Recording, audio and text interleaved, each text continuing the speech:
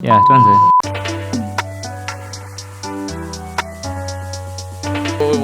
Mali safi huko.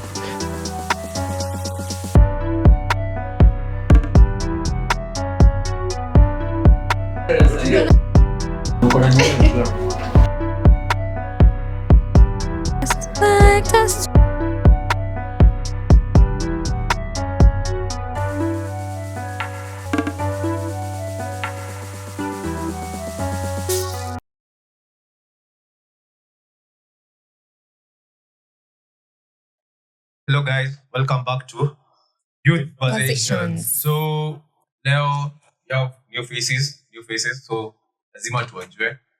So icebreaker ya leo ni your name, past, worst job. So kama mimi nitasema I'm Lincoln. First job nilikuwa nauza milkshakes. Ilikuwa inaitwa Licky and Nice. Hope umeona Licky, Lincoln Licky and Nice. Oh, brother, this guy stinks! That was my first job, best job. Worst job, kuna time nilikuwa employed kama marketer wa restaurant club. And hiyo nilikuwa the worst job. Niliquit twice. Nilikuwa employed May, Kusota nikarudi August. Hiyo msa akanipatia pressure, nikaquit tena September. So, first and worst job, yeah. Hi guys, my name is Andrew Mwangi. First job yangu ilikuwa elections za 2022. I was just 19 years old man. So kuna zile form zenye kuna ile form ya mtu anafaa kujaza ndio akue clerk wa ABC. So nikajaza na angekuwa successful, so tukaitwa interview nini Tena kwa na interview. Na interview. Okay, si interview basi. Nile tu na confirm certificates niko nazo, but sasa wanataka like a form 4 leave. Form 4. So I want to confirm to like grades zako nini. So you see, if you have a higher grades, you have a higher chance of getting the job. So yeah, nikakuwa successful kukuwa a clerk, tukaenda training huko Mangu. Na sasa clerk ni ile, sasa mimi kazi yangu ilikuwa kupeana ballot papers to people. Nakumbuka nilikuwa napeana ya MP na MCA. So I was just 19 years old, fresh from high school. Na nilipa pesa mzuri bidhe. But unajua hiyo time tu unafikiria penye utafanya tu maybe kubai nguo ama Look when they come to out. Yeah, worst job nilifanya. I had a client mwenye alinipea kazi tatu hata like continuously. So nafanya kazi ya kwanza nampatia, kazi ya pili na ya kuchora nyumba fulani. Ni architect. I'm an architect. I design and build houses, both commercial and private. So the worst thing nilifanya ni alikuwa ananipatia projects tatu. So nikachora ya kwanza, akaniwekea deposit. So of course ni ile tu mentality ya nitafanya ya pili na ya tatu na bado atanilipa. Sasa mistake nilifanya, aliniambia atanilipa zote continuous after the third project. So na ni zile kazi like kazi heavy inahitaji niende hadi site nini. So after all that manzi aliniosha like hata simu yangu hata sikuiza kuwa nashika. Uko na contract? That I was young. Oh, you're 19. You don't know this thing. Actually hata ni last year towards the end of last year. Kumesema road. Nimesema hii mazao nikishika. Yeah, so of which clearly, but it was a learning experience. You really notice mtu anafaa draft maybe contracts, alipeke deposit, hata kama ni the second and the third project hivyo. Lakini alinizungusha na pesa mingi na kina kunilipa eventually. Alikuwa kulipa how much? You want to na wewe kiasi. Tusikie vibaya na wewe. So naona ilikuwa nyumba commercial. Commercial like apartments. Ilikuwa na 7 floors. So per floor, bisa just tunanengi per floor. Sasa ilikuwa like dito meaning like each floor zinafanana. So per floor unampata kama 10,000, sasa ni floor 7, 70. Welcome to Nairobi. Nairobi. Alafu sasa ni hiyo moja, alafu sasa kuna nyingine bado apartment na nyingine ilikuwa like sasa private home yake.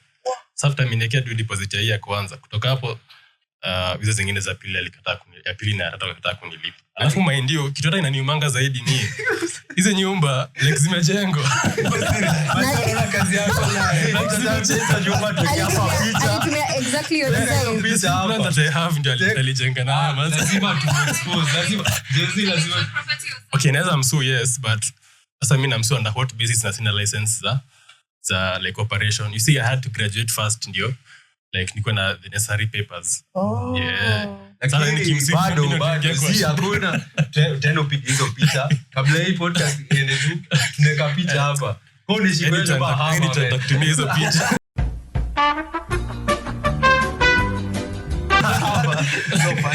Hizo apartments uhame. Actually nitaonesha the Hapo usilipe rent. Nitaonesha the 3D and the what the like when imejengwa on ground.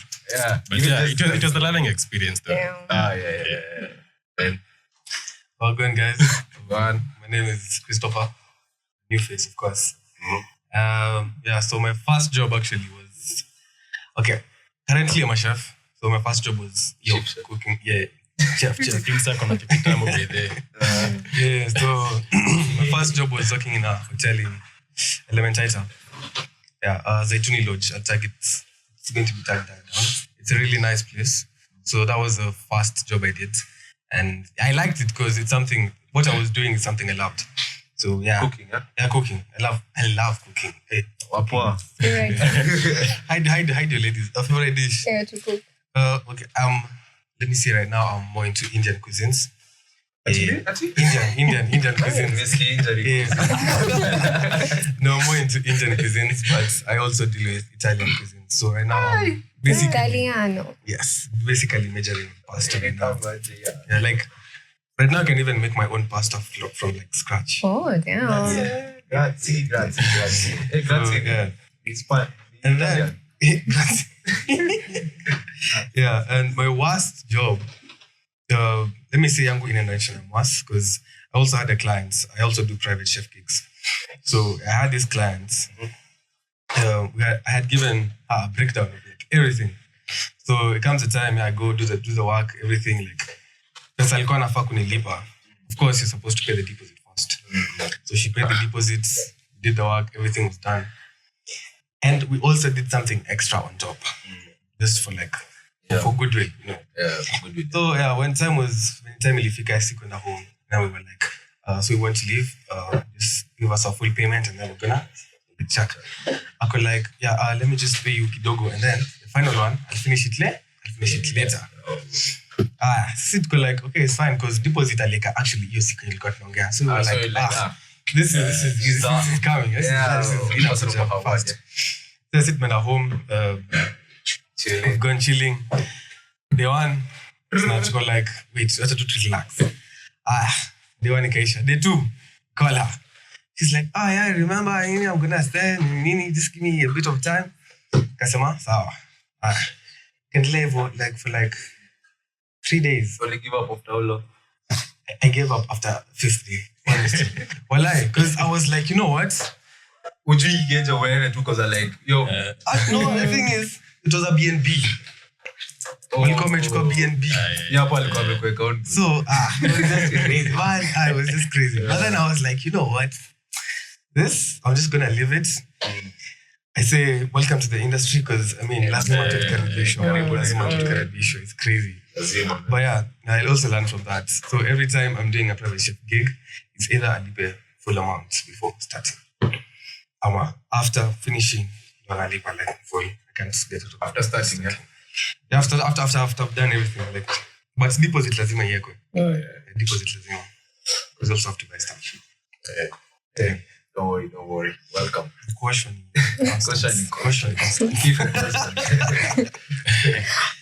So hi everyone. My name is Amy. I'm happy to be here. I'm the monopoly in this podcast today. So you've asked what's my first job was my worst job. Nasikia tu, mi najua tu mtani judge, but anyway. So I got this gig by an Indian to international. Say international. Hey. Relax. Yeah. To msini judge. It's a safe space, isn't it? Yeah, it's a safe space. Very safe. Okay. to walk his cats. So yeah. I'm telling you. But honestly, this thing has money. Sindio, it has money. I was a teenager. I was 16. So yeah, and I was looking for money. So akaniambia, I have these cats, these very Persian cats, like they're very cute and bubbly and nice. So yeah, I did it for the first week, the second week, the third week, naitembeza tu hizo sides za Karen. And then Kutoka home, nenda Karen. Cats. Yeah, walking cats. Na saizo, I think at that point ndio hizi simu zinaitwa ideal sama zilikuwa na multicolored. It's quite nature. Okay. Like the first iPhones in Kenya, not iPhones, but smartphones in Kenya zilikuwa zimetokea na nilikuwa na yangu. So like I was just taking pictures and everything, you know, bragging with someone's cat. And then one time, Dobermans, like when I was walking on the street, some Dobermans katokea from the other side. Hizo paka mi sijui zilienda wapi. So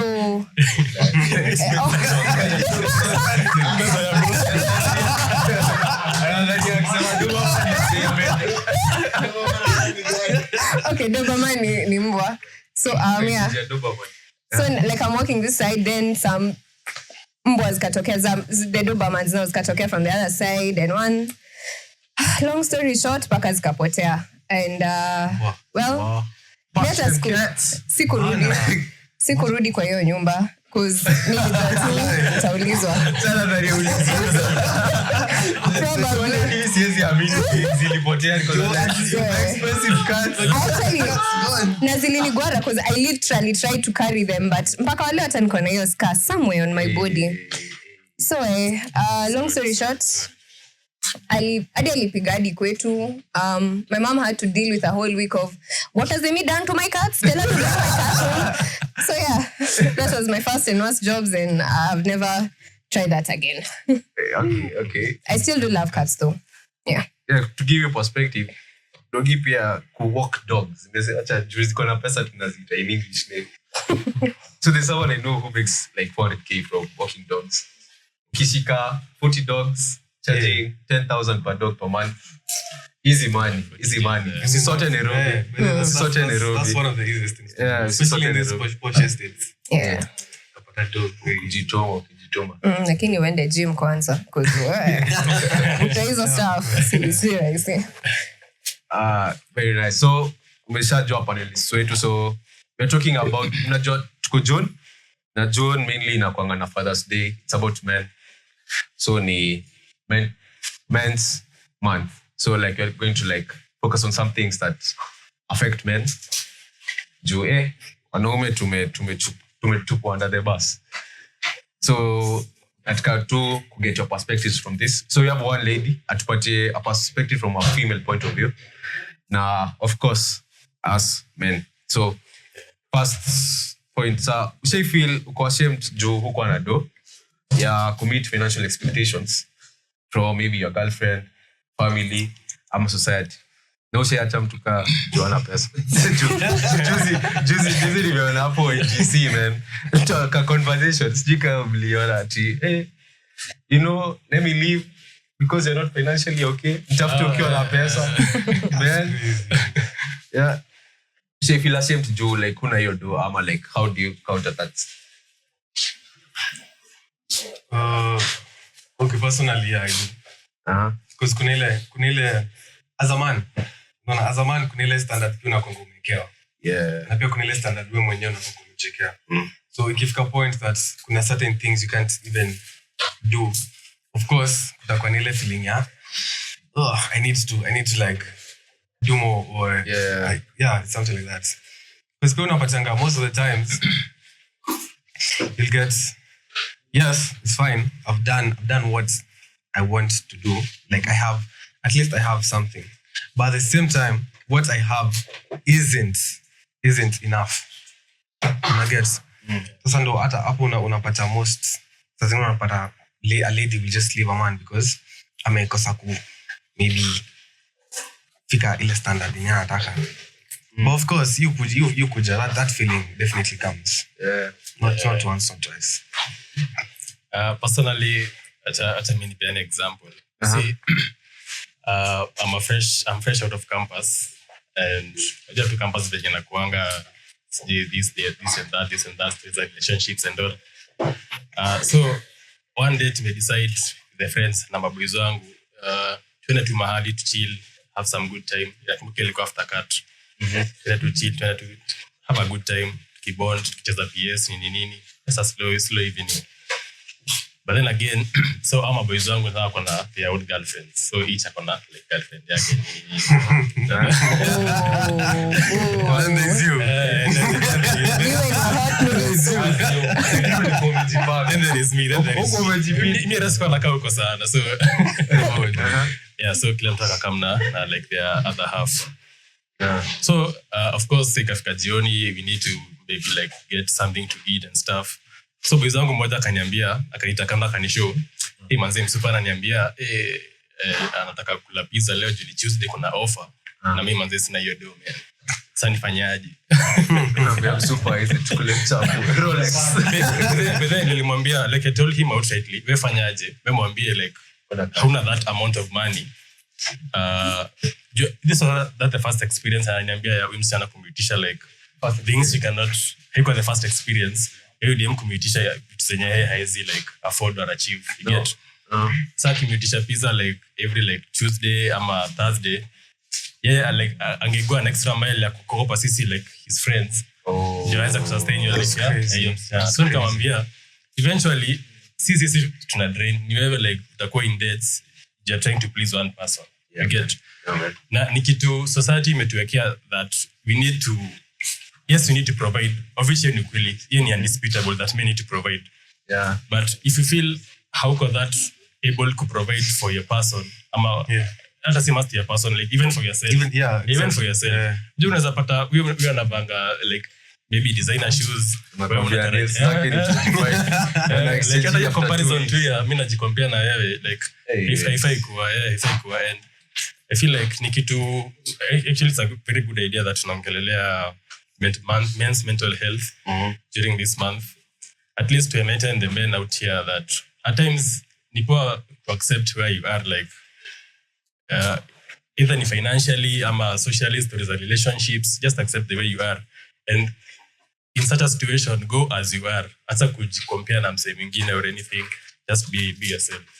So do men like wanna take up responsibilities zenye always keep up nazo ama like how can you tell like ude mtafika bei unajua sometimes you never know.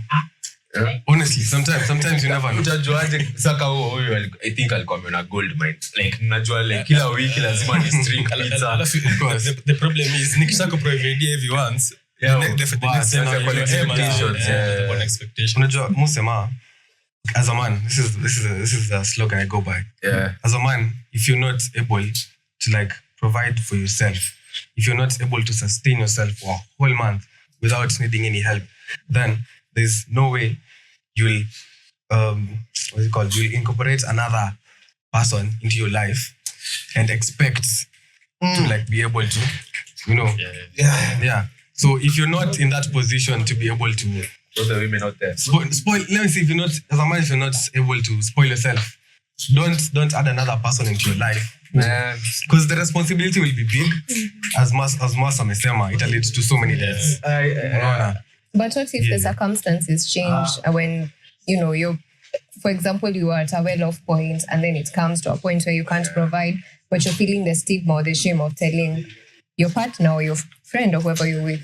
What happens then? Now comes when you're choosing someone, choose wisely. But as much as you'll never know how someone is, kuna tu ile there's a way you'll get someone. You get. So in that situation, of course, not every time someone will be like financially, you get.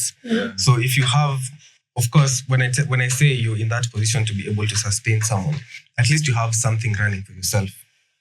You have something that's getting you your daily salary. There's a monthly salary you have, and then you should also have something on the side getting you more money. Because there's no way on this earth you tell me you'll survive on your salary unless your salary is let's say about 60k kwenda juu, then there you can survive by your salary. You don't need to reduce expenses, make more income. Yeah, make more income.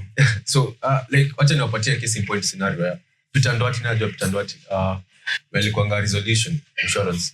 That guy, there was a time he had a business, and then akakuwa like he did not manage to pay, so akakuwa auctioned.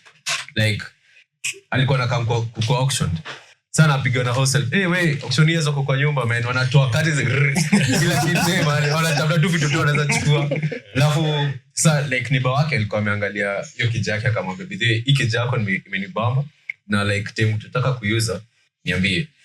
So on the way tu anapiga opsi anamwambia yo bro, hey check sasa kija iko kwa market man. Tunadai aje, akaenda akamit Absa akalipa akamuzia kija. So the wife alikuwa anajua kija ni yao, so like walika kwa hiyo kija for several months akilipa rent kwa kija yake.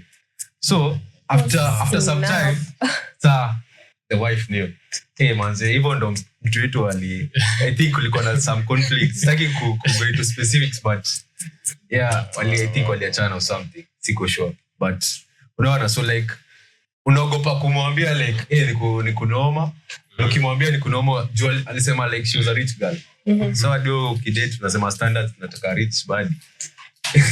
Ukiangusha standards anaishi kwa nyumba na dhani yake kumbe mnalipa rent mshauza. So like I think that was one mistake maybe alifanya akumwambia earlier on, but really come to notice by the finances ni a very big issue in it is as much as kuna ladies who sema I don't look at money. It's never like that. There is no single day as a man utakati hivi chini and then you have your girlfriend or your wife, whoever, anapitia kwanza social media, anaona what other ladies zinafanywa na TikTok man. Yo utatokwa saka outside tafuta mwenye ajui Instagram. acha tusikie mimi hata niko na swali because mnaisema hivi. I have a question. What if let's say it's an example, a hypothetical situation. What would you do in a relationship where the woman knows of your poor financial status, quote unquote, and she's actually making more money than you, and like she's providing and your kila kitu kwa nyumba? Question what would you like? Is that a red flag for you? Is that okay? Does it affect your mental health? Because I know in African communities, I've done HR by the way, and anything I say here is it's not really a reflection of what Amy thinks. It's just what I have gathered and what have you. So I know in African societies or in some African homes where the woman is the provider of the family, in Akwanga sometimes the man starts being emotionally abusive or something of the sort, and I feel insecure because, as you said, I don't know how I said it, the man is conditioned to be the provider of the house or the home. So my question is, would you be comfortable in such a situation where the woman is a provider, or would it affect you? me think. I think really baby boy, but okay, let me just get this straight. Mimi ni entrepreneur na I do risky stuff. Nimerudi from 1 to 0 like twice so far.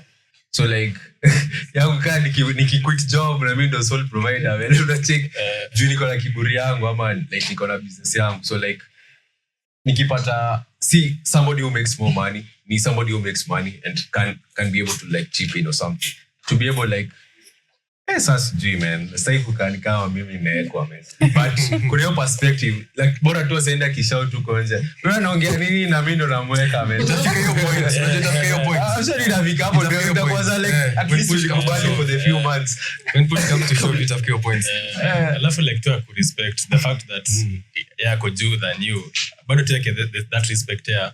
Na bado venye umesema African setups, see the man, you're the head of the family. So the moment you start earning more than me, just recognize the fact that I'm still the head of the family, but you're still earning more than I do. Yeah. Okay. So is a man or a woman judged based on how well you perform? Juu perspective. Ilisikia Wameru walitoa the female governor because men cannot be led by women. Like ilikuwa politics. Yeah, uko ni politics. Wamejaribu kumimpeach mara ngapi? Sini Kawira or someone. Bado ako governor wa Meru bado Morris. I think tu ni hiyo basically like men wana feel too like some MCM nasimamiwa na ala ni kama like ugavana kihika ati lena kunini give birth at US ati juu haizitaka Julius wamwone akiwa I'm like yo bro man like hata mlikuwa mna make fun of the Tanzanian the husband of the Tanzanian president at the end your first lady or something.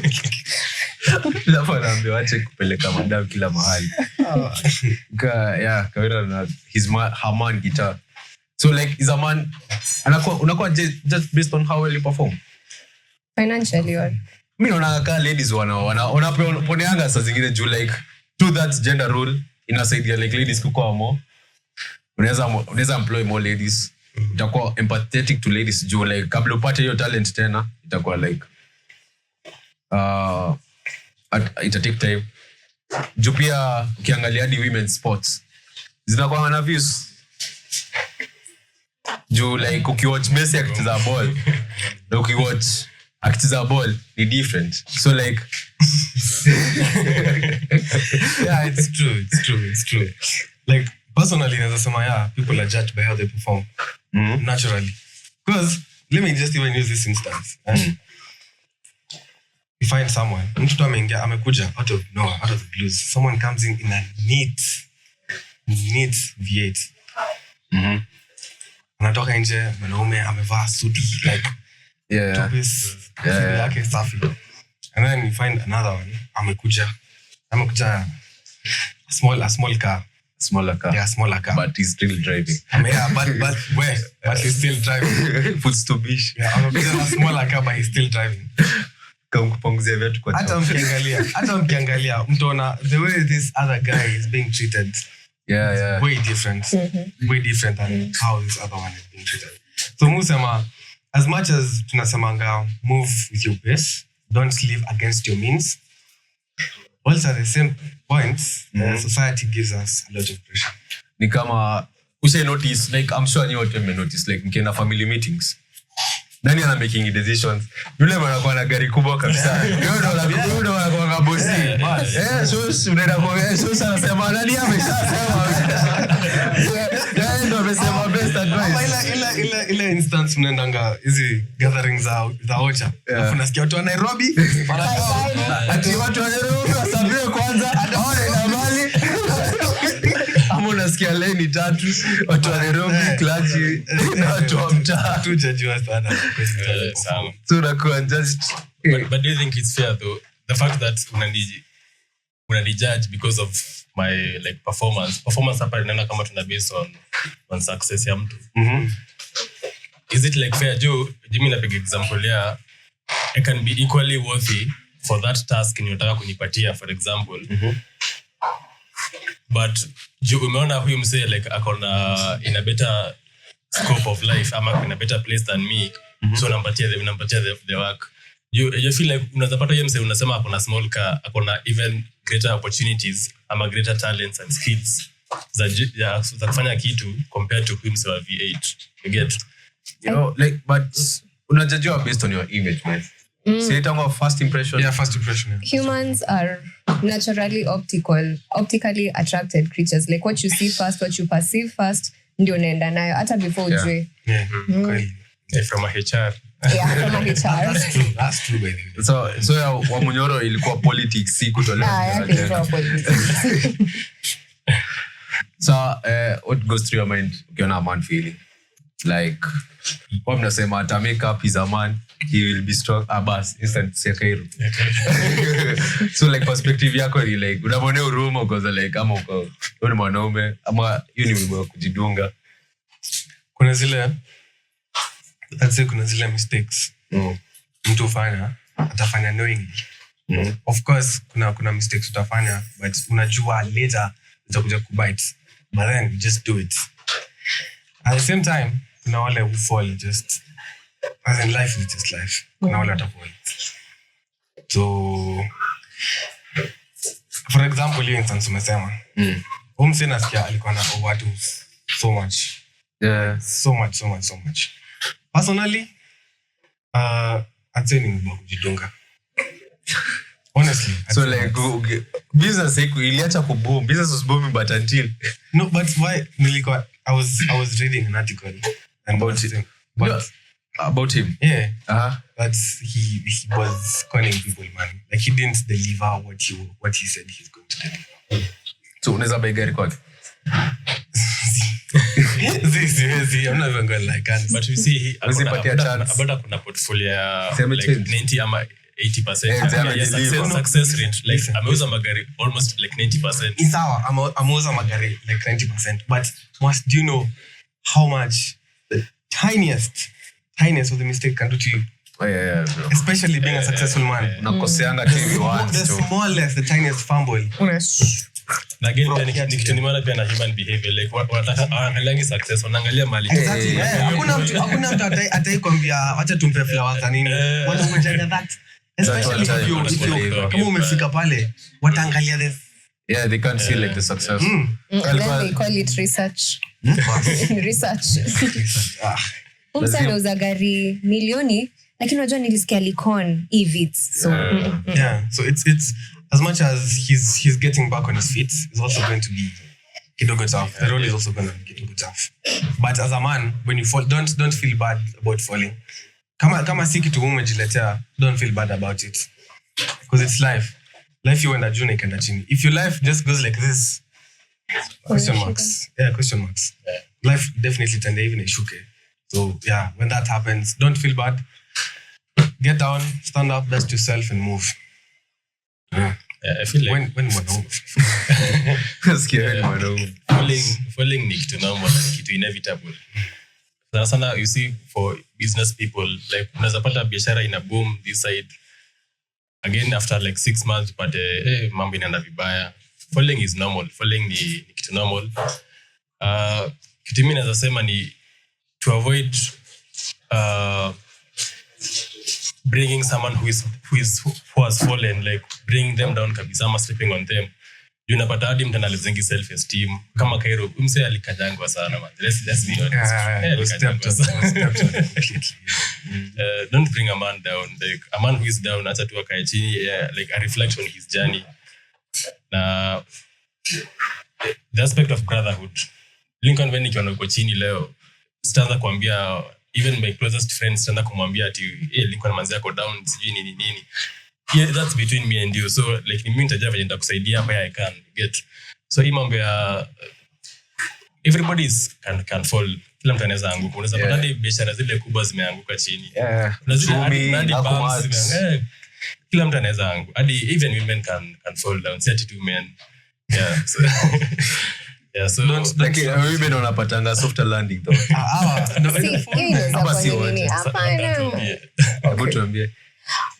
Okay. Let me start with this. I think one thing about men, when they fall, inakwangea kujiekea. Someone has ati hey, mnajekeanga. It's true. I'm semangi, like when you guys are going through stuff. Mnafikiria nasema? Mimi ndo nimejidunga. I mean, like, you guys keep quiet with it so much that it boils over. And at the end, see, okay.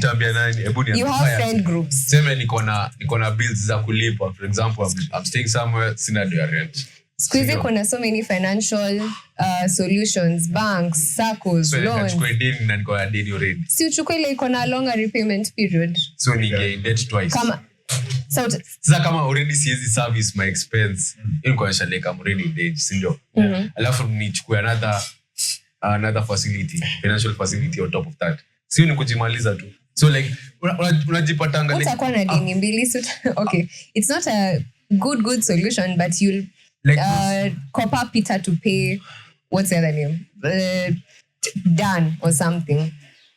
Naonanga like hey, struggles zenye men wana go through like bro, sidhani kama kuna kwanga na solution like outside ni like So tena kwa therapist. Mwambie therapist man. I think also that's another thing. You guys feminize therapy too much. You can go anaweza kusaidia. Nasikia mtu kwa background akisema this therapist that you go to, this therapist that you go to has amesikia your problem over and over again. Amesomea the solution over and over again. Anaweza kupea or I customize in a way that you will feel it or you will know about it. So that's one thing. I'm happy you guys have brought it up. Yeah. One thing about falling is that you need to be able to get back on your feet. And for you to do that, you need to be able to recognize that you have fallen down.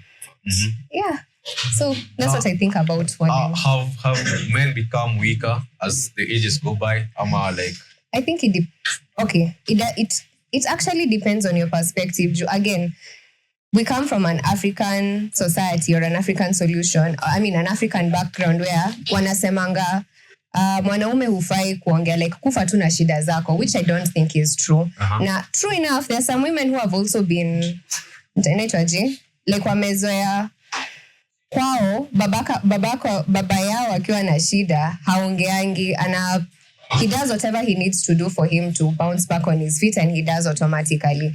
And if you grow up with that perspective, sometimes it might not, because that's a problem you will pass on from generation to generation. Na utashinda umeuliza, why are the men in our society killing themselves as much as they are, or doing this or doing that? So I don't think so. Sorry, my mind is jumbled up. Just come back, we'll circle that. But Sasa, personally, I'd say the generation we're in right now, kuna vile men have definitely come. There's this saying, I guess it's from Morgan Freeman. Anasemanga, tough times create tough men. Tough men create easy times. And the easy times create weak men. It's a never-ending cycle. Yeah, it's a never-ending cycle. So that's what you'll get. Then weak men have tough times to create tough men. Weak men have tough times to create. And that's why you'll find your grandfather, let's say your grandfather didn't have so much wealth. Alikuwa na dance watu wakibai. Bas, alikuwa na dance. Watu wakienda huko de la mea kushika. Kibai mbona nasema hiyo ni forest chana. Exactly, yeah. Hata mimi ni gari. Sasa mimi peleke pesa yangu ibia. Utapata alifanya hivyo. So he had a very bad background. So the dad had a very bad background. So the dad will do everything in his power in order to make sure his kids don't get such a background. Yeah. And now here comes the kids. When the kids have everything they want, like they don't know the hustle. They don't know the hustle. They don't understand. They don't know your bacon imeleta. Exactly. Yeah. Ndio maana utapata tunasemanga rich kids. We say the rich kids. You'll get most of the rich kids like akili yao, it's very shallow-minded when it comes to business thinking. So you see many affected with the way you're brought up. It is. But sasa ukiangalia nowadays, honestly, Lincoln, you'll find wazazi wengi they like push their kids to like si wengi. Kuna chosen few, kuna the chosen who will like push their sons to like make sure you have this and this of yours. But kuna wale they'll just give you like everything is at your disposal. Literally everything is at your disposal. So you'll be like, why am I even working? Like you don't understand the struggle. So as much as tunasema men, I feel like usi how will I say it? Usiegemea mzazi sana. Chris, wewe unaweza na therapy? It depends on the kind of problem I have though. Depends on the kind of problem I have. So problem gani inaweza kupeleka therapy? Okay, ikifika ile point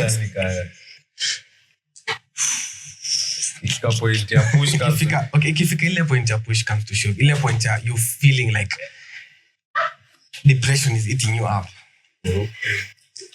I'd say maybe therapy will be the right way to go. But now here comes the thing. Ni sawa utaenda therapy. But then hata ukienda therapy utaenda umekaa kwa hiyo kiti for like 3 whole hours. Mko na session na therapist wako 3 whole hours. Uko tu hapo anaongea sasa hiyo umezone out. Do you know that thing won't help you? It's all mimi nasema it's all in your mind, it's all in your mentality. if you decide that you're gonna change, then definitely you're gonna change. But if you decide I'm gonna let this thing eat me up and push me down, then there's no way Utayamka from that point. I have a friend called Moringo. Moringo told me that therapy is not weakness. Therapy is not weakness. Now, therapy can be in different forms. You see, if you have a problem, unaweza approach maybe like your best friend, anaweza act as your therapist. So you must send it to maybe a psychologist, ama like a qualified therapist. Just talking to your friend could be therapy enough. Yeah. You get of which nanangani kama men tunaponga vile tu Amy amesema men tunaponga sorry solve the problems sadis na they end up eating ourselves like they end up kutumiza sisi than bringing solutions to us. Therapy is weakness. Therapy is weakness. So but I feel aliniambia therapy have your own form of therapy. You get kama unaweza feel say fulani anaweza kusaidia. You see there's some things kama sisi men tunaweza ongea with our dads freely kabisa like now.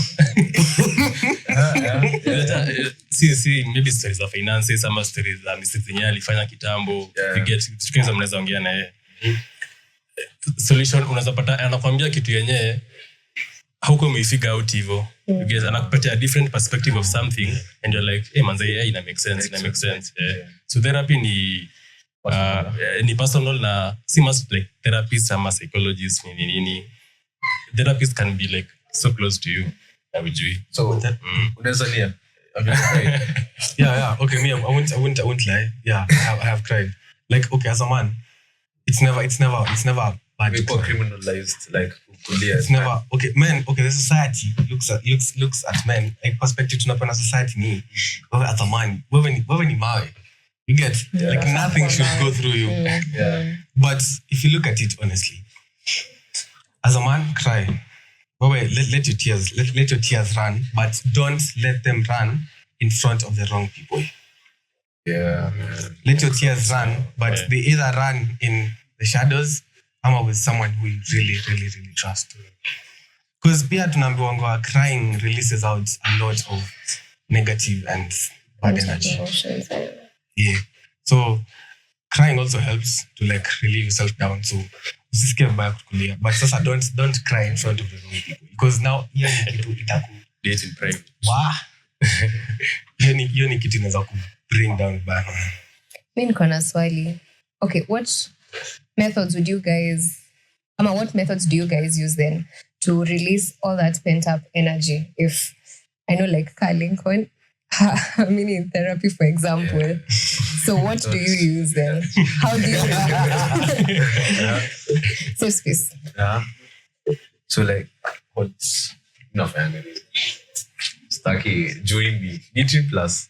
Yeah, like I think wanna avoid sana but kuna at time nilikuwa like so effed up, really indulged in bad social behaviors like on a daily morning to evening, so nishiko affected. So I think nishaifanya hivyo but nikakamkuwa na bidii sikuwa nilisota tu like I think sikuweza kuafford kuendelea so every two after two alternatives nasema tu but you know what, problems never end, so after two solutions. As Marshall said, get your own way of therapy. What's yours? I'ma see. Private. No, there's nothing private. I don't know my form of. I guess sometimes Michael Blackson. Sometimes it's hard. Although I do talk to my mom. Yeah, I do talk to my mom. Sometimes I do talk to my dad. But sana zile kuna zile issues waziambia mzazi. Of course. Yeah. Me, I'll say is talking out and taking very long drives. Nice. Very, very long drives. Yeah. Not a zone out katikati. Of course it was zone out, but vituka hizo sasa ndo maana unatafutanga zile barabara ziko hivi streets. Because unaweza fika point you're driving but your mind is not there. Iko mbali sana because you have a lot of things in mind. But one thing I think also like society should change is parent-child relationship. Don't let your child and to seek help outside. Don't let your child go seek help outside.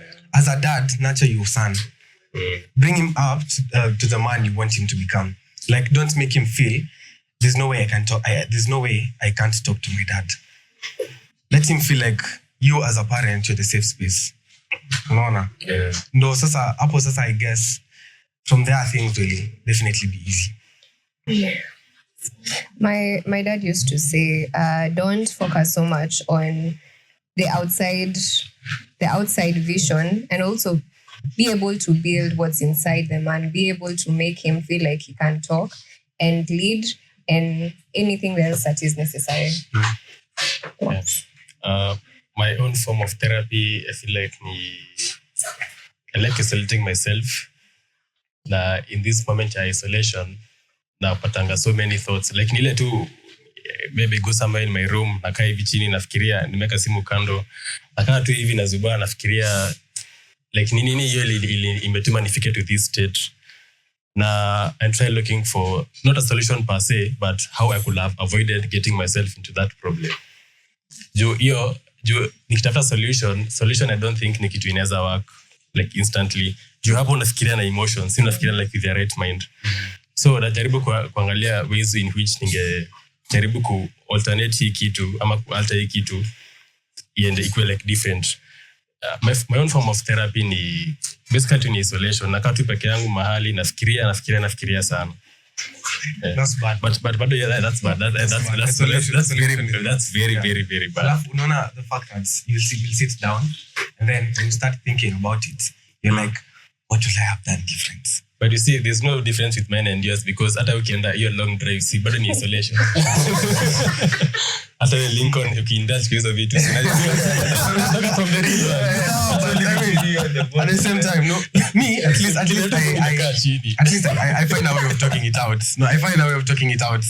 Don't let isolation, don't let isolation be your number one thing. Yeah. I'm going through something, let me just... That's actually one thing. Lakini si isolation yati. School is nini. Food waniitie bana. I've also been in your position, and let me say it affected a lot. Like a lot. Even relationship-wise, it's going to affect you a lot. Especially if you have someone who's understanding and someone who's willing to be like that for you. It's F's up a lot of things. Yeah. So isolation isn't really the thing. Yeah, it's not. Yeah.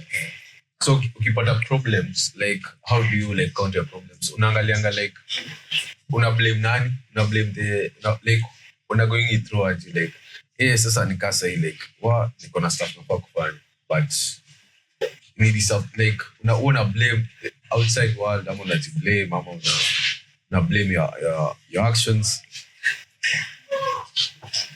For me, blaming someone else because of your mistakes, that will give you comfort. You know that? No. Yeah, blaming someone because of something that you didn't do, like you had the obligation to do it and you didn't do it. That is going to make you feel comfortable. And you're going to repeat that same mistake. And that same mistake will definitely lift you up again. So I'd say sit down, first of all, with yourself. Jiambie na ujiongeleshe mbona ulifanya hivi na hivi na hivi. You shouldn't have done it this way. You should have done it this way. So that next time, when you're in such a situation, you know what to do. So, ukiweza kuwa na dem alafu kunja roho, like, utajiblame ama utablame? So, depends with the situation you guys were in. Yeah.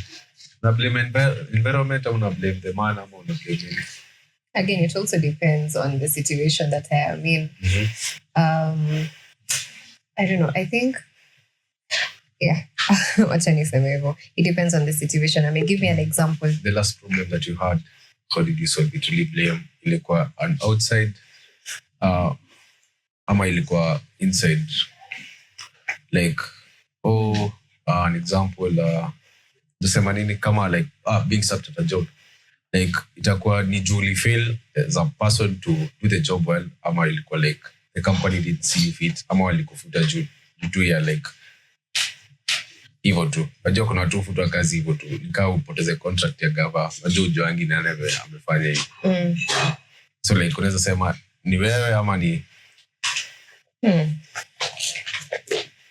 I'm personally someone who's very tough on myself. I believe that how I present myself is how people will take me to be.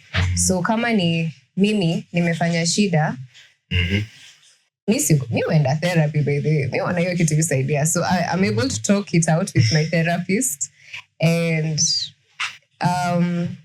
she helps me point it out and ananiambia, okay, so you snapped at this person, yeah, but I was maybe they were making me angry. So do you think they did that because you were angry initially, or they brought the anger with them? Then I'm able to reflect and say, oh, yeah, damn, nilimtolea hasira zangu and things of the sort. So if it's me, I make it a point to recognize that and act from that point of view.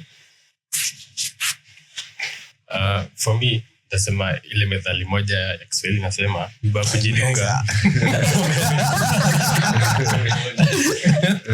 kujidunga hauambii pole.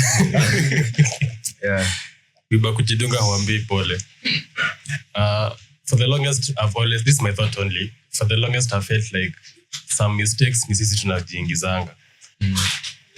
Sana for some financial reasons, ama for financial mistakes yenye mtu anafanyanga, unaweza pata una predict that in like 2 ama 3 weeks nitakuwa bankrupt. For example kama Cairo, me huwa na blame juu his sort of bankruptcy ama ya conmanship ni kitu angeiona like angeona yenyewe venye natutumia pesa in the next like 2 months manze nitakuwa kunoma sana. So you see, for such a mistake you cannot blame someone else. Like ni yeye tu like amejidunga. Amejidunga tu, yeah. I also feel like we have friends. Sisi kila mtu akona marafiki, kila mtu akona friends. But I came to realize you actually don't spend a lot of time with your friends. You spend time with yourself. You actually don't spend time. Unasemanga ati naenda kushinda na mabeshte wangu nini siku mzima unakuwa tu umeshinda na your own self, like your own mind. So if you get away where we can gather our thoughts together, like to unajua mostly unakuanga tu within your thoughts. Unakuanga like hata nikianga nawe Lincoln sahi ama converse hivi nini, at the end of the day bado nitarudi to my thoughts. Hata nikiona any problem bado nitarudi to my thoughts. So if you have a way where we can control our mental health in such that tunaweza control how to think about ourselves, I feel like ni kitu inaweza kuwa very much help to us. Yeah, so mbiba kujidunga waambii pole, and you spend a lot of time with yourself. So create a good environment for your own. Okay, cool. So like as we close, so what's one thing you wish men knew or believed about mental health? Like what's one thing you wish like someone out there anaweza jua like about mental health? But I think it applies to both men and women. Like what's one thing that you wish more people knew? Your state of mind is more important than anything else in this world. Your state of mind is more important than anything else in this world. And also, as for man, no one is coming to save you. Why lie? Sir, as a man, no one is coming to save you. Save yourself. The harder the better. Yeah. So don't let vitu ndogo zikupe stress in such a way you won't be able to handle them. Make sure your state of mind is first of all correct. That's the most important as a man. State of mind, if you're sour, then everything has to fall in place. I'll say that mental health is healthy. Mental health is healthy in such a way. Unajua nikiumia leo nitaenda kwa hospitali nitengeneza nitibiwe nini, but if I have problems with my thoughts, how will I solve them? Na si ati ni kitu inaweza ndani nidunge sindano 2 ama 3 ati alafu nikuwe sawa. So treat your mental health as just your general health. If you feel unapata mashida fulani zina affect mentally, there are other ways you can use to solve the problem. You can use therapy, like the different ways you can do to have your right state of mind. So mental health, treat it as your health.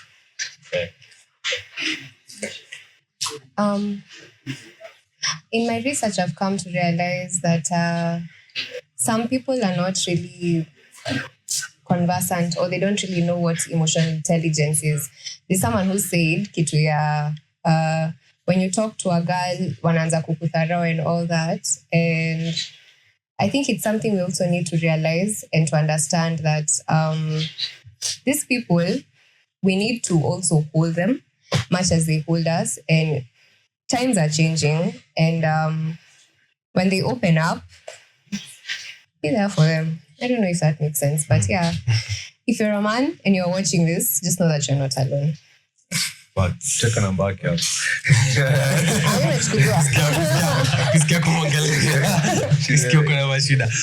But sasa pia, on your point, you see what you're saying, now you're taking out to the ladies. Ukiwambia, let your man speak it out for you. You know, there are ladies what are quite like that. Oh, I want you to speak out. I want you to tell me your problems. I want you to tell me how you are. And I'm speaking from a point of, it's happened to me. You'll tell them something that's really disturbing your mind. And then that will be the worst mistake of your life, because they will use it against you and they will use it to bring you down.